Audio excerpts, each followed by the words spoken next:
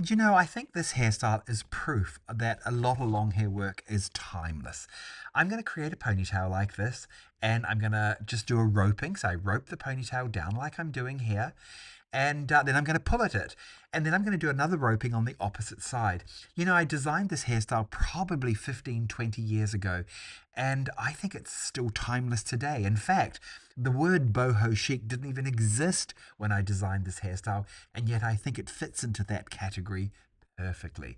Look at this now. I'm roping down one side here, and then I'm going to pull at it and create this amazing sort of asymmetric look. Just bringing the tails up like so, and I'll do the same on the opposite side. For the full tutorial, become a member today of my Access Long Hair Members Club. Look at this. Here's a beautiful new slash old hairstyle. It's timeless and something beautiful to add into your collection.